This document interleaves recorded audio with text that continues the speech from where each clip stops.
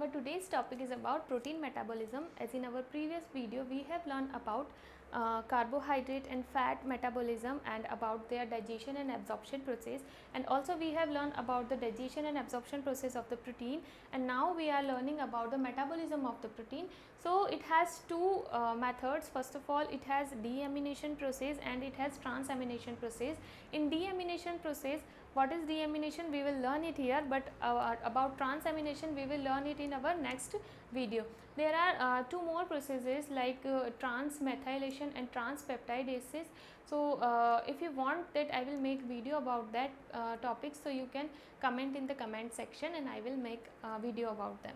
So here, what is deamination? First of all, you know that as a protein get digested, it will give amino acid as end product. So what we will get as a end product, so we get amino acid. Okay, so what is going on now further of that amino acid? So we are removing amino group from that amino acid, and then that amino group will convert into urea, and we will excrete it out as in our urine, because it is very toxic, we can't collect it in our body. Okay, so first of all we have to remove that amino group from the amino acid. So this process is known as deamination, the removal of the amino group from the amino acid. So it has two methods. First of all, oxidative deamination and non-oxidative deamination. So what is oxidative deamination? In oxidative deamination, there is a oxidation reaction goes on. What is the oxidation process? It means that you have to add oxygen or remove hydrogen. It means that addition of the oxygen and the removal of the hydrogen, it is known as oxidation reaction. So here the oxidation process also going on.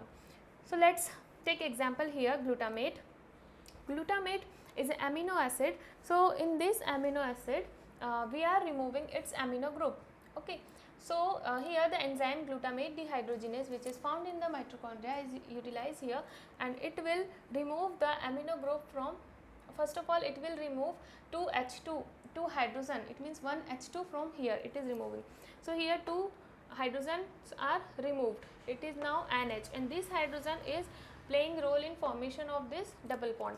And now here NADP is converted into NADPH plus H plus, and now this is intermediate product is formed, which is known as alpha immunoglutamate, and this alpha immunoglutamate is now converting into ketone, which is alpha ketoglutarate. Okay, so here we are giving H2O, we are giving water here, and that H2O it has 2 hydrogen and 1 oxygen. Now this NH going to add with this 2 hydrogen, and it is forming NH3. Okay, so this NH3, which is amino group, it is removing from here, and now this remaining oxygen of the water is going to add to this carbon as a ketone.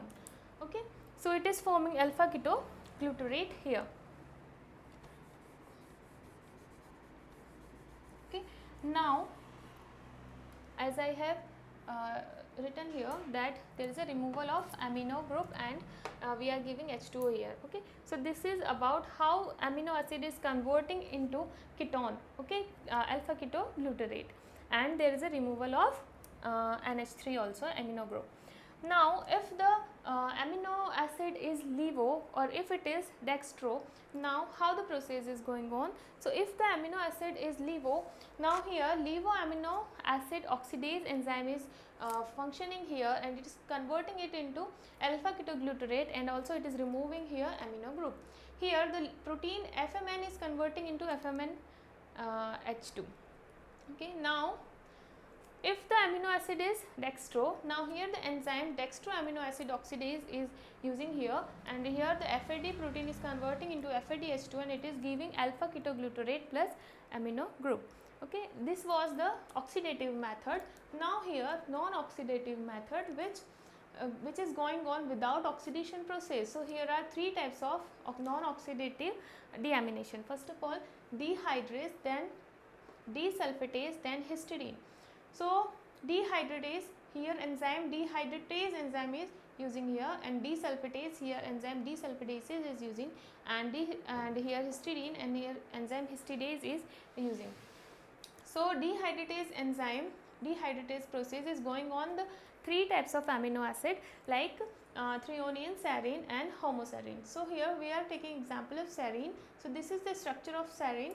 Here the also coenzyme PLP is using here. So here the removal of NH3 and H2O is going on. So here the removal of NH3 and H2O from here, now we get pyruvate as a ketone body. And now here desulfatase, for dehydrase we have to sure that that amino acid contain hydroxyl group. Hydroxy group, it means that OH group. And desulfatase, here sulfur group must be present in that amino acid. The example is cysteine. Here the sulfur group is present. Now this desulfatase enzyme is utilized here and it is removing amino group and H2S, okay, and it is forming pyruvate.